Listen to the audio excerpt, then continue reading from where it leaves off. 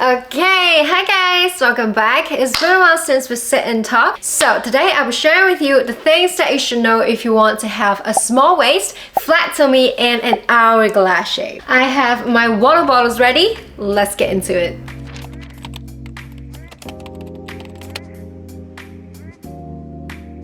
Do you always have this question, no matter how hard I train my abs, it just doesn't appear on my body? Here's the thing you should know. You need to do cardio plus the strength training. Because if your body fat is too high, no matter how hard or how many sweat and tears you put in your abs workout, it just won't show. You need cardio to burn fat and some abs training to strengthen your abdominal muscles. So once you reduce the fats, the muscles underneath will pop up and that is your abs.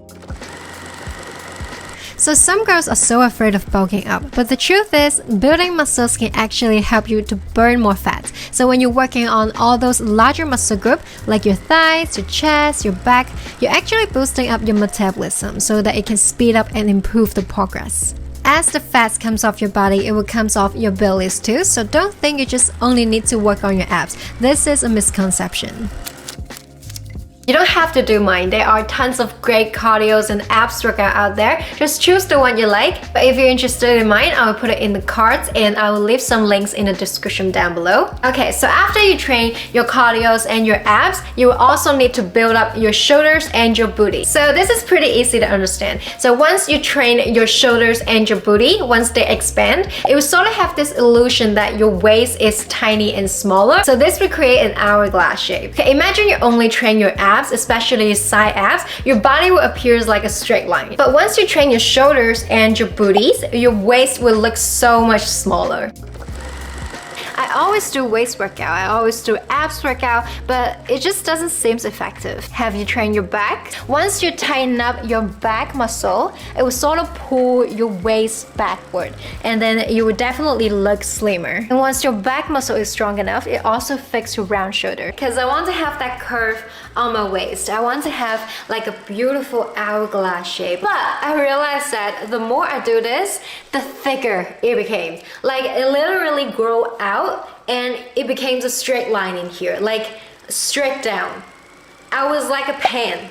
This is not ideal. The reason why you have neck hump, round shoulders, and poor posture is probably you have very weak back muscles. So don't just train your abs because you want a tiny waist. You need to balance all the muscle groups so that your body will appear in an hourglass shape. Okay, so next up on the agenda is about eating. So we all know if you want to slim down your body to have a beautiful figure, you need to control your diet and you need to be in calorie deficits. I'm not asking you to cut carbs, to cut sugar, to cut fat. I'm asking you to prioritize your protein because protein is a big building block of your muscles. It is crucial to help you to repair and maintain your muscle tissues.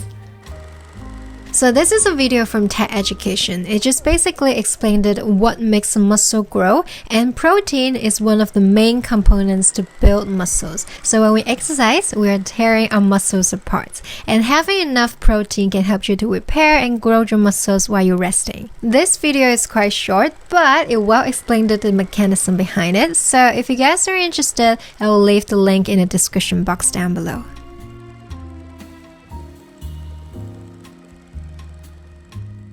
So long story short, if you don't want to waste your sweat and tears from your abs workout, eat more protein to keep your muscles on your body. Okay, so the fourth one, see if you are bloated or constipated. Sometimes you're not fat, maybe you're just bloated or you haven't been to the toilet for a while. So if you get bloated stomach after you're eating, probably you have a digestive issue or you're just simply eating too fast. Or if you have some food intolerance. So if you feel like there's extra gas in your stomach, I have a yoga routine just for bloated. This will help you to ease off your symptoms. And I have another videos on some tips to prevent bloating and constipation. I will also put it in the description box. Water break.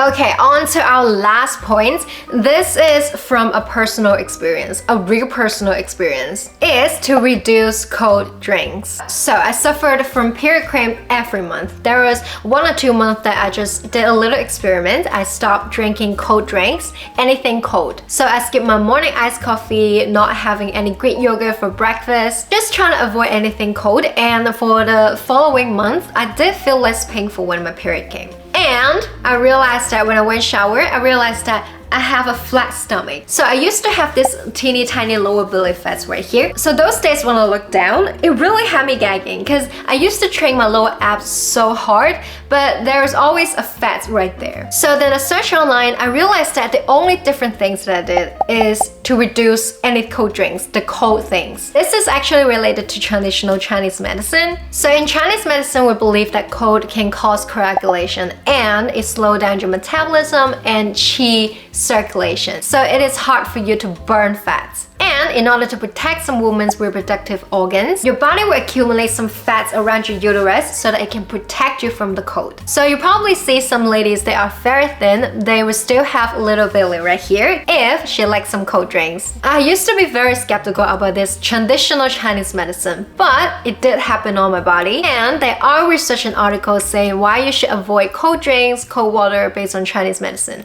And there are several videos online explaining why traditional Chinese medicine doesn't advocate anything cold.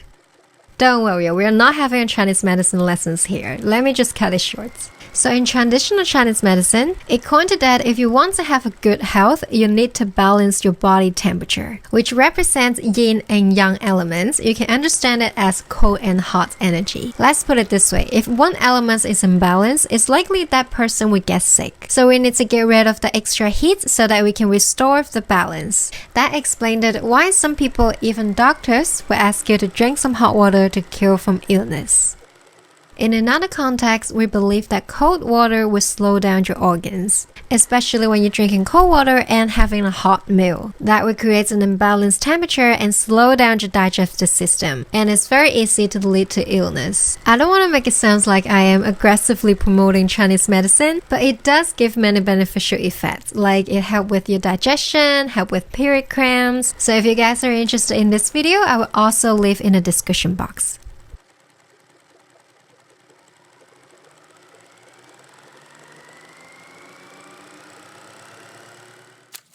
I'm not asking you to skip anything cold for good. It's just reduce the amount. Even for me, I can't resist to have an iced Americano in the morning. So just reduce the amount. Well, that wraps up my talk. I hope you guys found it helpful and hope I'm not being too long-winded.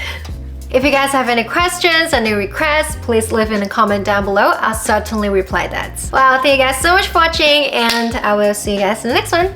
Bye!